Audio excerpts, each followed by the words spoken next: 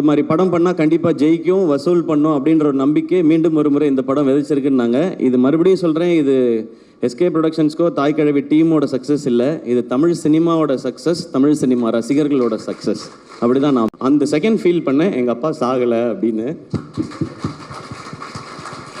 இளம் தயாரிப்பாளர் சிவகார்த்திகேயன் அவர்கள் பேச போறாரு. மேம் அடியே ஒரே நிமிஷம். நான் அந்த படத்தை வந்து ரொம்ப வாழ்த்திருக்கேன். OG is back.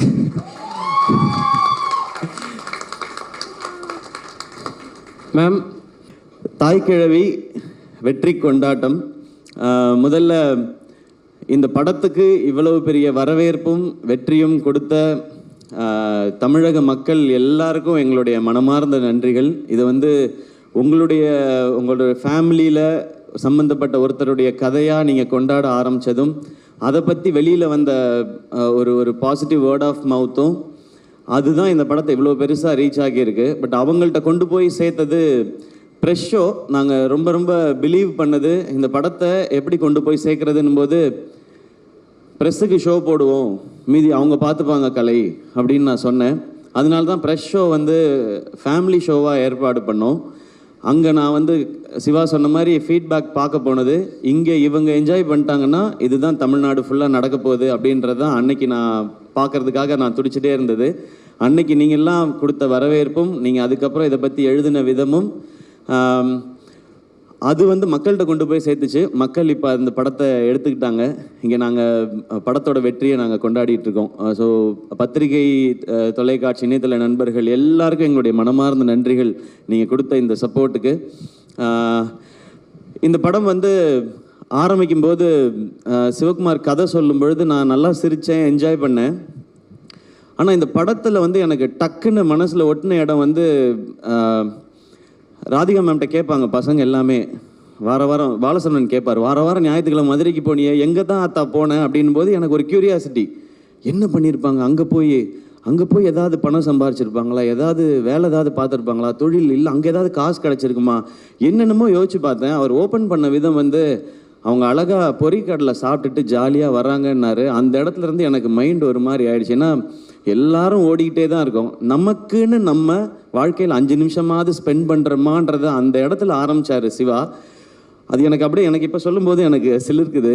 அங்கே ஆரம்பித்து அந்த கதை வந்து போயிட்டே இருந்துச்சு. அந்த இடத்துல முடிவு பண்ணிட்டேன், இது பயங்கரமான தாட்டுன்னு. ஏன்னா முதல்ல நம்மளை நம்ம சந்தோஷமாக வச்சுக்கிறது தான் முதல் இதுன்னு நினைக்கிறேன். இந்த வாழ்க்கையில் நம்ம என்றைக்காவது எவ்வளவு நாள் வாழ்க்கையில் நம்ம சந்தோஷமாக இருந்திருப்போம், இல்லை எத்தனை முறை நம்ம நிம்மதியாக ஃபீல் பண்ணியிருப்போம், அப்பாடா ஓகே. ஏன்னா பிரச்சனை இருந்துக்கிட்டே தான் இருக்க போகுது, அதுக்கு நடுவில் நம்மளை சந்தோஷப்படுத்திக்கிறதுன்னு ஒன்று இருக்குல்ல. அதை இந்த படத்தில் சிவா சொல்லும் போதுலேருந்து எனக்கு இந்த படத்தோட பெர்ஸ்பெக்டிவே மாறிடுச்சு. அப்படியே கடைசியாக பேசின வரைக்கும் அப்போ முடிவு பண்ணது தான் இந்த படத்தை பண்ணியே ஆகணும் அப்படிங்கிறது. அண்ட் அந்த சீன் சொன்னோடனே, சிவா நீ பயங்கரமான ஆலியா, கதை சொல்லும்போது ரொம்ப சாஃப்டாக அப்படி தான் இருக்கும். கதை சொல்லும்போது ரொம்ப ரொம்ப ரொம்ப தூரத்தில் இருந்தாலும் இந்த கதை கேட்கவே கேட்காது, பக்கத்தில் போய் தான் கேட்கணும். அன்னைக்கு ஆரம்பிச்சது, அன்னையிலேருந்து நான் வந்து இந்த படம் ஜெயிச்சிரும், ஓடிரும், லாபம் வந்துடும், அந்த ஆங்கிள்குள்ளே நான் இல்லவே இல்லை. ஒரு சூப்பர் படம் நம்ம பண்ண போகிறோம், ஒரு சூப்பர் படம் பண்ண போகிறோம், ஒரு செம படம் பண்ண போகிறோம் அப்படின்றது மட்டும்தான் தோணிக்கிட்டே இருந்துச்சு. கலை வந்து இந்த படத்துடைய நம்பர்ஸ்லாம் பேசினார். நான் ஆடியோ லான்ச்சில் சொல்லிட்டேன், இது வந்து எங்களுக்கு ஆல்ரெடி லாபம்னு. நான் அன்னையிலேருந்து இதோட நம்பர்ஸை பற்றி நான் பேசுகிறத விட்டுட்டேன். நான் என்னெல்லாம் ரசித்தேனோ அது எல்லாத்தையும் ஆடியன்ஸ் அதே இடத்துல கைத்தட்டும் போதும், அதே இடத்துல விசில் அடிக்கும் போதும், அதே இடத்துல அவங்க கண் கலங்கும் போதும் எனக்கு ரொம்ப ரொம்ப சந்தோஷமாகவும் திருப்தியாகவும் இருந்தது சிவா. அந்த டைம்லலாம் நான் யோசிச்சது என்னென்னா, நம்ம ஒரு பயங்கரமான தயாரிப்பாளர், நம்ம ஒரு பயங்கரமான நடிகர்லாம் இல்லவே இல்லை, நம்ம ஒரு நல்ல ரசிகன் அப்படின்றது எனக்கு தோணுச்சு. ஏன்னா இந்த சினிமாவும் படங்கள் பண்ணிக்கிட்டே இருக்கும்போது விமர்சனங்கள்லாம் சில இது வந்துகிட்டே இருக்கும்போது நம்மளை அது குழப்பி விட்டுரும். எனக்கு அது நடந்திருக்காது. அப்போ குழப்பும்போது நம்மளுக்குள்ளே இருக்க ஏன்னா எனக்குள்ளே இருந்த ரசிகன் தான் என்னை இந்த சினிமா கூட்டிகிட்டு வந்திருக்கான். வேறு யார் கூட்டிகிட்டு வருவான்? அந்த ரசிகன் தான் கூட. அவன் கரெக்டாக இருக்கானா, அவன் அலைவாக இருக்கானான்றதுல எனக்கு ஒரு குழப்பம் இருந்துகிட்டே இருந்துச்சு. அந்த குழப்பத்தை மொத்தமாக தீர்த்தது இந்த தாய் கிழவியும் சிவகுமார் முருகேசனும் தான். எப்போவுமே நல்ல ரசிகனாக இருக்கணும்னு நினைக்கிறேன். அது இந்த படம் ஆரம்பத்துலேருந்து எனக்கு கிடச்சிட்ருக்கு. இந்த கதையை நிஜமாக்கிய அதுக்கப்புறம் சுதன் வந்தார், பேஷன் ஸ்டுடியோஸ். அவர் வந்து ஒரு 4850 படம் ப்ரொடியூஸ் பண்ணிகிட்ருக்காரு. அதில் ஒரு படமாக இந்த படம் இருக்குது. அவருக்கு ஞாபகம் இருக்குமான்னு தெரியல. இந்த ஃபங்க்ஷன் அடிக்கடி வைக்கிறது காரணமே சுதன், நீங்கள் தான் இந்த படத்தோட ப்ரொடியூசர், இந்த படத்தில் நீங்களும் இருக்கீங்க, வாங்க ஃபங்க்ஷனுக்கு வந்துட்டு போங்க, நான் சிவா வந்துட்டு போகிறேன் அப்படின்னு சொல்லி வந்துட்டு போவார்.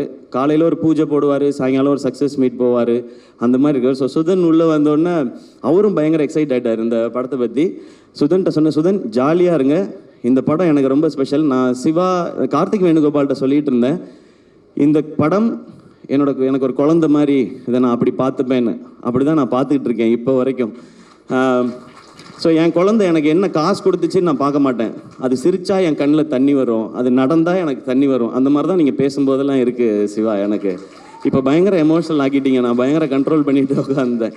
ஸோ சுதன் உள்ளே வந்து அவரும் எக்ஸைட்டடாக நான் இதை பார்த்துக்குறோம் அப்படின்னு சொன்னோம். அப்புறம் இந்த டீம் வந்தாங்க, அவங்க எல்லாரும் ஆல்ரெடி செட் ஆகிருக்கு. ஸோ எல்லாருக்கும் ரொம்ப ரொம்ப நன்றி. உங்களுடைய உழைப்பு ரொம்ப ரொம்ப அபரிமிதமானது. இல்லைன்னா நினச்ச இந்த பட்ஜெட்டில் இந்த சைஸில் இந்த படத்தை பண்ணியிருக்க முடியாது. ஹேட்ஸ் ஆஃப் உங்கள் எல்லாருக்குமே, பயங்கரமாக பண்ணிட்டீங்க, டீமில் இருக்க டெக்னீஷியன்ஸ் எல்லாமே. அண்ட் ஆர்டிஸ்ட் யாரெல்லாம் சிவா கொண்டு வரும்போது ரொம்ப குட்டியாக கொண்டு வந்தார் இந்த பட்ஜெட்டு எல்லாமே. ஏன்னா அவருக்கு அதுக்கு முன்னாடி இருந்த அனுபவங்களாக இருக்கலாம், இல்லை இந்த மாதிரி இருந்தால் தான் பண்ணுவாங்கன்னு சொல்லி. அதை அப்படி பண்ணக்கூடாது சிவா. இந்த கதை ஒரு செலிப்ரேஷனாக இருக்குது, எனக்கு ஒரு லைஃபோட செலிப்ரேஷன் இந்த படம். இதுக்கு என்ன செலவு பண்ணுமோ அதை பண்ணணும், அதை பண்ணுவோம் அப்படின்றதுக்கு அப்புறம் தான் யார் கேஸ்டிங் போகலான்னு ஒருத்தராக வந்தது.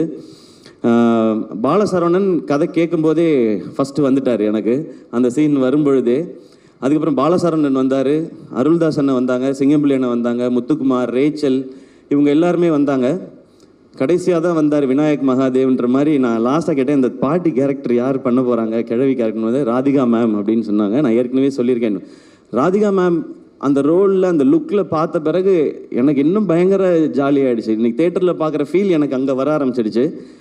இந்த மாதிரி ராதிகா மேமோட இவ்வளோ எக்ஸ்பீரியன்ஸையும் சேர்த்து தான் இந்த படத்துக்கு கொண்டு வராங்க. அவங்க இந்த படத்துக்கு அந்த உழைப்பு மட்டும் இல்லை, இவ்வளோ வருஷம் நீங்கள் உங்களுடைய ஒர்க் மேம், உங்களோட நீங்கள் லெஜெண்டரியாக பண்ணியிருக்க விஷயங்கள் எல்லாத்தையும் சேர்த்து இந்த படத்துக்குள்ளே கொண்டு வரீங்க. அந்த மாதிரி தான் ஒவ்வொருத்தரும் அவங்களுடைய வலியையும் வேதனையும் இந்த இண்டஸ்ட்ரிக்குள்ளே இருந்த போராட்டத்தையும் சேர்த்து இதுக்குள்ளே ஒரு கேரக்டராக கொண்டு வந்தாங்க. எனக்கு இந்த படத்தில் ஹீரோ இல்லைன்னுலாம் எனக்கு தோணுனதே இல்லை. இந்த படத்தில் அவ்வளவு ஸ்டார்ஸ் இருந்தாங்க. கமல் சார் அன்னைக்கு சொன்னது இன்னைக்கு நிஜமாயிருக்கு. இந்த படத்தில் இவ்வளோ நட்சத்திரங்களை நீங்கள் உருவாக்கியிருக்கீங்கன்னு சொன்னாங்க. அவ்வளோ நட்சத்திரங்களும் இதுக்குள்ளே இருந்திருக்கிறாங்க. ஸோ நீங்கள் எல்லாரும் சேர்ந்து இதை வந்து ரொம்ப ஒரு ஸ்பெஷல் ஃபிலிமாக ஆக்கிட்டீங்கன்றது எனக்கு ரொம்ப சந்தோஷம். ஜார்ஜ் மரியான் அண்ணன், முத்துக்குமார் அண்ணன் எல்லாருமே, சாரி நான் பேர் சொல்லாமல் விட்டுறக்கூடாது. அப்புறம் நம்மளுடைய மியூசிக் டைரக்டர் நிவாஸ் பிரசன்னா, எப்போ ஹீரோவாக போகிறீங்கன்னு கேட்டவுடனே கூலிங் கிளாஸ் போட்டு உட்காந்துட்டாப்புல, மிஸ்கின் சார் மாதிரி வேற எங்கேயோ பார்த்துக்கிட்டே இருக்காப்புல. அவர் ஹீரோவாக போகிறீங்களான்னா இல்லைன்னு சொல்ல, இப்போதைக்கு இல்லைன்னு தான் சொல்லியிருக்கிறாரு.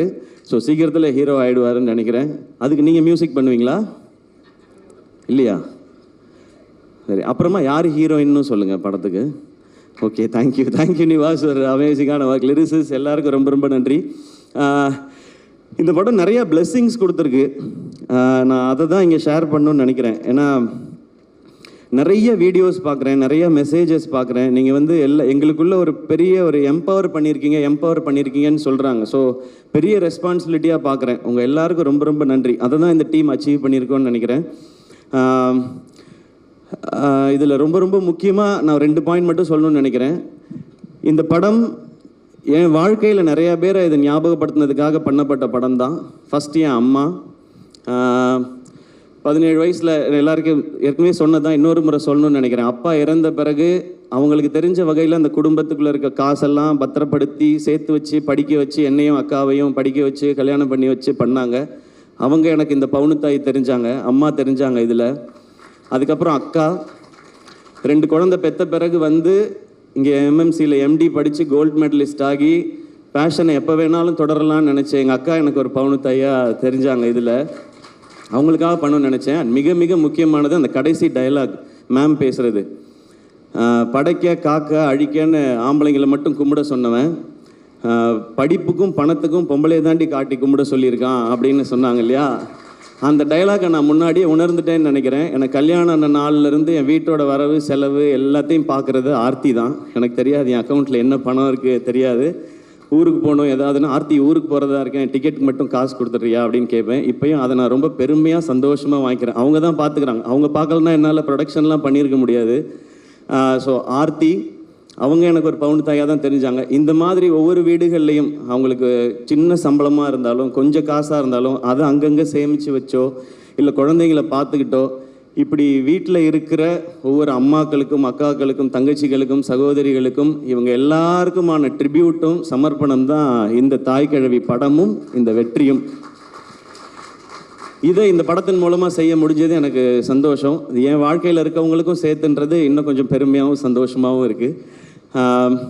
ஒரு டீமாக இங்கே வேலை செஞ்சதோட சக்ஸஸை இங்கே நான் பார்க்குறேன். ஏன்னா ஆரம்பத்துலேருந்து ரொம்ப சின்சியராக அதை அப்ரோச் பண்ணோம். இதுதான் பவுண்ட் ஸ்கிரிப்ட், இத்தனை டேஸில் தான் எடுக்கிறோம், இதுதான் பட்ஜெட், இதுதான் காஸ்டிங்னு ரொம்ப சின்சியராக. சிவாவுக்கு தெரியுமான்னு தெரில, நான் எல்லா சீனையும் நீங்கள் ஷூட் பண்ண அடுத்த நாள் பார்த்துருவேன். நான் என் ஷூட்டுக்கு வந்துடும், அந்த சீன் என்னாச்சு என்னைக்கு எடுக்கிறீங்கன்னு, அது லொக்கேஷன் சேஞ்ச் இருக்குது அதனால் இன்னொரு நாள் எடுக்கிறோன்னு சீனை சொல்லி கேட்பேன். இந்த கதையை 2 முறை கேட்டிருக்கேன். ஒரு முறை நான் கேட்டேன், இன்னொரு முறை கலையெல்லாம் கேட்கும்போது ரியாக்ஷன் பார்த்துட்டே இருந்தேன். 2 தடவை படிச்சிருக்கேன். இது வரைக்கும் 12 தடவை பார்த்துருக்கேன். நான் இது வரைக்கும் என் படத்தை கூட அத்தனை தடவை பார்த்ததில்லை. இதுக்கு நடுவில் ஒவ்வொரு சீனும் எப்படி எடுக்கிறாங்க, இது எப்படி வருது, எடிட் எப்படி இருந்தது, எப்படி ட்ரிம் பண்ணி மாறுது, மியூசிக் எப்படி இருக்குன்னு பார்த்துருக்கேன். ஸோ இந்த படத்தில் நான் நிறையா கற்றுருக்கேன் சிவா. இந்த லேர்னிங் எனக்கு ரொம்ப ரொம்ப சந்தோஷமாக இருக்குது. ஏன்னா கடைசி வரைக்கும் மாறாத ஒன்று கற்றுக்கிறது மட்டும்தான் நினைக்கிறேன். அது இருந்ததுனா தான் இங்கே முன்னேற முடியும்னு தோணுது. இந்த லேர்னிங் எனக்கு ரொம்ப பிடிச்சிருக்கு. இந்த சேம் ப்ரொசீஜரை நான் நடிக்கிற படங்கள்லேயும் அப்ளை பண்ணணும்னு எனக்கு ரொம்ப ஆசையாக இருக்குது. அது நான் மட்டும் எடுக்கிற முடிவாக இருக்க முடியாது. ஆனால் ஒன்று மட்டும் ரொம்ப கிளியராக இருக்கேன், இந்த மாதிரி அப்ரோச்சில் தான் இனி நான் நடிக்கிற படங்கள் பண்ணணுன்றதுலேயும் ரொம்ப தெளிவாக இருக்கேன். அதனால் நான் டைரக்டர்கிட்ட போய் தலையிட போகிறதில்ல. ஒவ்வொரு விஷயமும் தெளிவாக, ஒரு பவுண்ட் ஸ்கிரிப்ட்னா இவ்வளோ பேஜ் இவ்வளோ இருந்து தான் பண்ணணுன்னு கேட்கலாம். நீங்கள் இப்படி பண்ணால் பிளாக் பஸ்டர் ஆகிடுமா படம்னு, அது நமக்கு தெரியாது. நம்ம ப்ராசஸ் தான் பண்ண முடியும், ரிசல்ட் மக்கள் கையில் தான் இருக்குது. ஆனால் ப்ரொடியூசரோட காசை வேஸ்ட் பண்ணாமல் படம் பண்ண முடியும். அந்த மிச்சமாகிற அந்த காசு அந்த ப்ரொடியூசருக்கு இன்னொரு படம் பண்ணுறதுக்கு ஹெல்ப் பண்ணலாம், இல்லை அந்த காசு நம்ம படமே இன்னும் கொஞ்சம் பெருசாக பண்ணுறதுக்கு இருக்கலாம். ஸோ அதை நான் ஃபாலோ பண்ணணும்னு நினைக்கிறேன். அந்த நம்பிக்கையை திரும்ப கொடுத்ததுக்காக இந்த என்டையர் டீமுக்கும் நான் தேங்க்ஸும் சொல்லிக்கிறேன். நான் இங்கே நிறைய பேர் உழைச்சிருக்கிறாங்க, இது டீமாக சேர்ந்து அவங்கெல்லாம் கொண்டு வர வெற்றி. அண்ட் இன்னொன்று எனக்கு ரொம்ப ரொம்ப ஸ்பெஷலாக அந்த ப்ரொடக்ஷன் பண்ணும்போதெல்லாம் இருக்கிற ஒரு விஷயம், ஃபர்ஸ்ட் நெஞ்சமுட்டு நேர்மையுண்டு படம் ஃபர்ஸ்ட் ஷோ பார்க்கும்போது அந்த படம் முடிஞ்சோடனே எல்லாரும் கார்த்திக் வேணுகோபால்னு போடும்போது பயங்கரமாக கிளாப் பண்ணாங்க. அப்போ அவங்க அப்பா ரொம்ப எமோஷனல் ஆகி கார்த்திக் வேணுகோபாலை கட்டி பிடிச்சிக்கிட்டார். அவர் ரொம்ப ஸ்ட்ரிக்ட் அவர்கிட்ட. அதே மாதிரி ஒரு தருணம் இங்கே ப்ரீமியர் முடிஞ்சோடனே சிவகுமார் முருகேசனோட அப்பா வந்து எங்கள் 2 பேரையும் கட்டி பிடிச்சிக்கிட்டாரு. அந்த செகண்ட் ஃபீல் பண்ணேன், எங்கள் அப்பா சாகலை அப்படின்னு. சாரி, நான் ரொம்ப சென்சிட்டிவ் அண்ட் எமோஷ்னல். அது ஸோ அது கிடைச்சதெல்லாம் தான் எனக்கு ரொம்ப ரொம்ப பெரிய இது ஒரு நிறைவை கொடுக்குது. எனக்கு அமரன் மாதிரி வெற்றி, தாய்க்கிழவி மாதிரி வெற்றி, கணா மாதிரி வெற்றி வரும்போது ஒரு நிறைவையும் ஒரு அமைதியையும் கொடுக்குது. அந்த அமைதி இன்னும் ஒழுங்காக வேலை செய்யணுன்றதை சொல்லிக்கிட்டே இருக்கு. நிச்சயமாக செய்வோம். ஏன்னா இங்கே வெற்றிங்கிறது விளையாட்டில் கூட விளையாட்டாக வராது.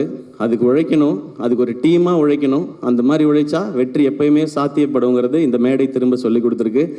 அண்ட் என்னோடய ஃபேன்ஸான பிரதர்ஸ் அண்ட் சிஸ்டர்ஸ், இது அண்ணன் படம் தான் அப்படிங்கிறத மாதிரி எடுத்துகிட்டு போய் கிரவுண்ட்லேயும் சரி சோஷியல் மீடியாலையும் சரி இன்னைக்கு வரைக்கும் அதை நீங்கள் செலிப்ரேட் பண்ணிட்டே இருக்கீங்க. அதுக்கு ரொம்ப ரொம்ப ரொம்ப ரொம்ப நன்றி. அடுத்து சேயோன் சிவாவோட தான். மேம் சொன்ன மாதிரி இன்னும் கொஞ்சம் கரெக்டாக வேலை பார்த்து அதை இன்னும் கொஞ்சம் நல்லா பண்ணணும். அதுக்கு இன்னும் கொஞ்சம் டைம் எடுத்துக்கிறோம். இந்த மாதம் ஷூட் போகிறதா இருந்துச்சு, பட் இந்த மாதம் இந்த படத்துக்கான வேலையில் சிவாவும் இருந்ததுனால சரி அவரை ப்ரெஷர் போடக்கூடாதுன்னு டைம் எடுத்து அழகாக பண்ணுறோம். நெக்ஸ்ட் மந்த் தான் போகிறோம், அதுவும் நல்லபடியாக நடக்கும். அண்ட் எஸ்கே ப்ரொடக்ஷன் இந்த படம் லாபகரமான படம்னு சொன்னேன். ஆனால் இந்த லாபம் நிச்சயமாக நல்ல விஷயங்கள் அழகான விஷயங்களுக்கே பயன்படும். முதல்ல என்னை சுற்றி இருக்கிற அவங்களுக்கு ஏதாவது ஒரு நல்லது செய்யணும்னு நினைக்கிறேன். அப்புறம் இன்னும் தேவைப்படுற சிலருக்கு சில நல்லதுகளை செய்யணும்னு நினைக்கிறேன். அது எப்பவும் அது அப்பா பேரில் இருக்கிற அந்த ட்ரஸ்டின் மூலமாக எதுவும் நடந்துகிட்டே இருக்கும். ஒரு பகுதியை எடுத்து எஸ்கே ப்ரொடக்ஷனில் நான் சொன்னேன் இல்லையா, இந்த ஸ்டேஜை இன்னும் கொஞ்சம் பெருசு பண்ணி டேலண்ட்ஸ்க்கான ஆப்பர்ச்சுனிட்டியாக இருக்கணும்னு சொல்லி. ஸோ அது நெக்ஸ்ட்டு ஒரு புது டேலண்ட், ஒரு புது இயக்குனரை நாங்கள் அறிமுகப்படுத்தணும்னு நினைக்கிறோம்.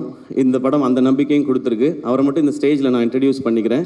எஸ்கே ப்ரொடக்ஷன்ஸோட 10வது திரைப்படம், அதை இயக்க போகிற புதுமுக இயக்குனர்.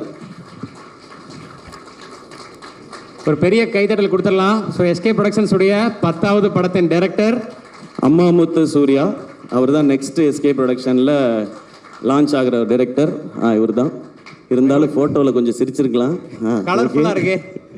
ஆமாம், இல்லை இந்த படம் ஃபேமிலி லேடிஸ் அவங்களுக்காக ரொம்ப ஸ்பெஷலாக பண்ணோம். அடுத்த படம் வந்து ஒரு யூத்துக்கான அவங்கள பற்றின ஒரு படமாக இருக்கும், ஒரு யூத்ஃபுல் என்டர்டெய்னராக இருக்கும். ஒரு ஃபைனல் ஸ்கிரிப்ட் இப்போ அவர் எழுதிட்டு இருக்காரு. அது முடிச்சதுக்கப்புறம் காஸ்ட் யார் பண்ண போகிறா என்னன்றதை ஒன்று ஒன்றா அனௌன்ஸ் பண்ணுவோம். எனக்கு இந்த ஸ்டேஜில் சொல்லணும்னு தோணுச்சு, ஏன்னா இது ரொம்ப பாசிட்டிவாக இருக்குது. இந்த ஃபேமிலி எல்லாம் சேர்த்து தான் இது வாய்ப்பையும் சாத்தியப்படுத்தியிருக்குன்னு நான் நம்புகிறேன். ஸோ அங்கே சொல்லணும்னு நினச்சேன். நீங்கள் எதாவது சொல்லணுமா? வேணாமா? தேங்க்யூ. படத்தோட ஆடியோ லான்ச் சக்ஸஸ் மீட்டில் கொஞ்சம் டீட்டெயில்டாக பேசிக்கிறேன் அப்படின்ற மாதிரி ஒரு மைண்ட் வாய்ஸ் புரியுது. வாழ்த்துக்கள் ப்ரோ, வாழ்த்துக்கள். தேங்க்யூ. நான் யாரையாவது அண்ட் இந்த படத்தை எங்களோட சேர்ந்து பிஸ்னஸ் பார்ட்னர்ஸாக இருந்த ஹாட் ஸ்டார், விஜய் டிவி அவங்க ஆரம்பத்துலேருந்து இந்த படத்தை ஓன் பண்ணாங்க. அண்ட் அதே மாதிரி ஏஜிஎஸ், முக்கியமாக அர்ச்சனா அவங்களுக்கு எங்களுடைய நன்றி. விதுஷ், அஹிம்சா அண்ட் மற்ற டெரிட்டரி டிஸ்ட்ரிபியூட் பண்ணவங்க அண்ட் சாரிகாமா அவங்களோட நம்மளோட அசோசியேஷன் எல்லாமே பயங்கரமாக இருக்குது. ஒரு அமரன், இப்போ தாய் கிழவி அப்படின்னு சொல்லி அது தொடரும் அப்படின்னு நான் நம்புகிறேன். ஸோ யாரையாவது ஆர்டிஸ்ட் யாரையாவது மிஸ் பண்ணியிருந்தால் மன்னிச்சுங்க. அண்ட் முக்கியமாக assistant directors and camera department, படத்தில் பின்னாடி ஒர்க் பண்ண அத்தனை பேருக்கும் அந்த நான் டீமாக நீங்கள் எல்லோரும் சேர்ந்து ஒன்று பண்ணியிருக்கேன்னு சொன்னேன்ல, அது உங்கள் எல்லாருக்கும் சேர்த்தது தான். Thank you once again. அண்ட் என்னோட எஸ்கே ப்ரொடக்ஷன்ஸோட டீம், கலை ப்ரோ, நான் எல்லாட்டையும் சொல்கிறது அதுதான். அவர் சீன் பேப்பர், ஸ்கிரிப்ட் புக் இல்லாமல் டைரக்டரோட டிஸ்கஷன்ஸே வச்சுக்க மாட்டார். ரேண்டமாக ஏன் இன்றைக்கி 150 பேர் போட்டிருக்கீங்க, 50 பேரை கட் பண்ணுங்கள் அப்படி சொல்கிற ஆள் இல்லை. இது என்ன சீன், எங்கே நடக்குது, அதை ஃபுல்லாக படித்து இது என்ன டியூரேஷன் வரும்ன்றது வரைக்கும் அவர் பிளான் பண்ணி தான் பண்ணுவார். ஸோ நம்ம நினைக்கிற விஷன் அச்சீவ் பண்ணுறதுக்கு அந்த மாதிரி ஆட்களோட பயணிச்சா தான் முடியும். ஸோ கலை, அதுக்கப்புறம் ராகுல் தான் டிசைன்ஸ் எல்லாம் அவரை தான் போட்டு விரட்டிக்கிட்டே இருப்போம். ராகுல், கார்த்தி, திவாகர், உங்கள் எல்லாருக்கும் ரொம்ப ரொம்ப நன்றி. நான் ரொம்ப ஆசையாக பண்ண படம் இது. அதில் ஒரு சின்ன ஒரு டென்ட் கூட விடாமல் இந்த செகண்ட் வரைக்கும் பார்த்துக்கிட்டது இந்த 4 பேரும். உங்களுக்கு ரொம்ப பெரிய நன்றி. அண்ட் என்டையர் டீமுக்கும் மீண்டும் ஒரு முறை நன்றி, வாழ்த்துக்கள். இது ஒரு செலிப்ரேஷன். இன்னொரு செலிப்ரேஷன் ஒன்று இருக்குது, இன்னும் பெருசாக. அதுவும் நான் உங்களுக்கு சொல்கிறேன். அப்பயும் நீங்கள் இதே மாதிரி வரணும். ஏன்னா அருள்தாஸ் அண்ணன், முத்துக்குமார் அண்ணன், சிங்கம்புலி அண்ணன், பாலா, ஜார்ஜ் மரியான், ரேச்சல் எல்லாமே பயங்கர பிஸியான ஆர்டிஸ்ட்டு. இன்றைக்கி ஏதோ 2 ஷூட்டை கேன்சல் பண்ணிட்டு தான் வந்திருப்பாங்க. அதுக்கும் நீங்கள் கண்டிப்பாக இதே மாதிரி வரணும், ஏன்னா நான் ஃபேமிலியாக பார்க்குறேன் அப்படின்றதுனால. ஸோ மீண்டும் நன்றி. முத்துக்குமாரன் உங்களுக்கு தானே, முனிஷ்காந்த் அண்ணா, ஓகேடா வா எல்லாம் வந்துடுற இல்லை முனிஷ்காந்த் அண்ணன் இப்போ எல்லாமே வந்து படம் சூப்பராக போகுது அப்படின்னா அவர் ரியாக்ஷன் எல்லாம் அந்த ரியாக்ஷன் தான் ஃபுல்லாக நாங்கள் பண்ணிகிட்ருக்கோம். அண்ட் ரொம்ப எமோஷ்னலான ஸ்டேஜ். அதனால எங்கே ஆரம்பித்து எங்கே முடித்தேன், யாரை பற்றி பேசியிருக்கேன், யாரை தெரில. நான் இன்னொரு வாட்டி வீடியோ பார்த்தா தான் தெரியும். அண்ட் பத்திரிகையில் இருக்கிற நிறைய பேர் நண்பர்கள் வந்து இந்த மாதிரி ஒரு படம் நான் பண்ணதில் வந்து அவ்வளவு மகிழ்ச்சி அவங்களுக்கு. எப்பவும் படம் நல்லா இருந்துச்சுன்னா ஒரு 4 வரியில் மெசேஜ் வரும். இந்த மாதிரி ஒரு 10 வரி இல்லைனா வாய்ஸ் நோட் ஒரு 2 நிமிஷம் 2.5 நிமிஷத்துக்கு வருது. அது எனக்கு ரொம்ப ஸ்பெஷலாக இருக்குது. அதுக்கு ஒரு முறை உங்கள் எல்லாருக்கும் நன்றி. தேங்க்யூ. அது 2-3 தடவைலாம் கேட்டுப்பேன் நான். தேங்க்யூ. ரொம்ப நன்றிண்ணா. ஏன்னா எவ்வளவு கனெக்டடாக இருந்திருக்கீங்க. தம்பி மாமா என்னையை மறந்துட்டீங்க அப்படின்றான். சாரிடா தம்பி. பவுனுத்தாய் வசூலுக்கு வந்துட்டான்னு ஃபஸ்ட் டைம் பவுனுத்தாய் இவ்வளோ வசூல் பண்ண போகிறான்னு அனௌன்ஸ் பண்ணது இவர் தான். சூப்பர் தம்பி, சூப்பராக பண்ணுங்க. என்ன படிக்கிறீங்க? என்னடா தம்பி என்ன பழைய வேலைக்கு அமுச்சு விட்ட மாதிரி இருக்குடா எனக்கு. சூப்பர் சிங்கர் ஞாபகம்லாம் வருது எனக்கு. 5th படிக்கிறியா? படிக்கணும். ஓகே, அப்பப்போ தான் நடிக்கணும். பெருசாக ஃபுல்லாக நடிச்சுக்கலாம். ஓகே சொல்லிட்டாரு, ஃபாலோ பண்ணிக்கணும். ஓகே, வாழ்த்துக்கள். தேங்க்யூ. கை கொடு. குட் பாய். வாங்க. சாரிண்ணே. அந்த அது என்ன எப்போ அந்த சந்தில் இடுக்கில் இருக்க யாராவது இருந்தால் வந்துருங்க. அப்புறம் கபாலி மரியாதை செய்யலைன்னு யாரும் கோச்சிக்காதீங்க. அந்த மாதிரி ஆயிடுச்சு. இப்போ யாரையாவது மிஸ் பண்ணியிருந்தா வெரி சாரி. அதானே ஏற்கனவே சொன்ன மாதிரி உங்களுக்கு இந்த படம் எவ்வளோ கனெக்டடாக இருந்திருக்கு, ஸ்கிரிப்ட்ல இருந்து இப்போ படத்தோட ரெஸ்பான்ஸ் வரைக்கும்ன்றது புரிஞ்சுக்க முடிஞ்சது. ஸோ நீங்கள் பர்சனலாக எவ்வளோ கனெக்டாக இருந்திருக்கீங்க இந்த கதை மேலே, வரக்கூடிய மக்களோட ரெஸ்பான்ஸ் மேலே அப்படின்றது புரிஞ்சுக்க முடிஞ்சது. ஸோ அடுத்தடுத்து நல்ல ப்ராஜெக்ட்ஸ் எஸ்கே ப்ரொடக்ஷன்ஸ்லேருந்து நாங்கள் எதிர்பார்க்குறோம். ஸோ அதுக்கான விதையாக அடுத்தடுத்து என்ன நடக்குதுன்றது புரிஞ்சுக்க முடிஞ்சது. நன்றி. அண்ட் இங்கே தமிழ் மக்கள், உலகம் ஃபுல்லாக இருக்கிற தமிழ் மக்களுக்கு ரொம்ப பெரிய நன்றி சொல்லணும். ஏன்னா ஃபாரின்லேயும் இது வந்து ரொம்ப பெரிய சக்ஸஸ் ஆகிருக்கு. அவ்வளோ பேர் பார்த்துருக்குறாங்க. கலை சொல்லும்போது தமிழ்நாட்டில் பார்த்தவங்க நம்பர் மட்டும்தான் சொன்னார் எவ்வளோ பேர் பார்த்தாங்கன்றது. இது கர்நாடகாவில் இருக்கிற நம்ம தமிழ் மக்களாக இருக்கட்டும், ஃபாரினில் இருக்கிறவங்க, ஸோ எல்லாருக்கும் ரொம்ப நன்றி. இப்போ நிறைய பேர் சொல்கிறது இந்த மாதிரி படங்கள் தைரியமாக பண்ணலாம், இந்த மாதிரி படம் பண்ணால் கண்டிப்பாக ஜெயிக்கும், வசூல் பண்ணும் அப்படின்ற ஒரு நம்பிக்கை மீண்டும் ஒரு முறை இந்த படம் விதைச்சிருக்குன்னாங்க. இது மறுபடியும் சொல்கிறேன், இது எஸ்கே ப்ரொடக்ஷன்ஸ்க்கோ தாய் கிழவி டீமோட சக்ஸஸ் இல்லை, இது தமிழ் சினிமாவோட சக்ஸஸ், தமிழ் சினிமா ரசிகர்களோட சக்ஸஸ். அப்படி தான் நான் பார்க்குறேன். கீப் இன்ஸ்பைரிங், கீப் என்டர்டெய்னிங்னா. ஸோ எல்லாரும் சேர்ந்து ஒரு குரூப் ஃபோட்டோ எடுத்துக்க போகிறோம். எல்லாரும் எடுத்துக்கலாம். வந்திருக்க பத்திரிகை நண்பர்கள், நம்ம டீம் எல்லாருமே சாப்பிட்டு போகணும். உங்களுக்காக ஒரு ஸ்பெஷலாக ஒரு விருந்து வந்து நம்ம டீம் எல்லாரும் அரேஞ்ச் பண்ணியிருக்காங்க. எல்லாரும் கண்டிப்பாக சாப்பிட்டு தான் போகணும். நன்றி நன்றி எல்லாரும்.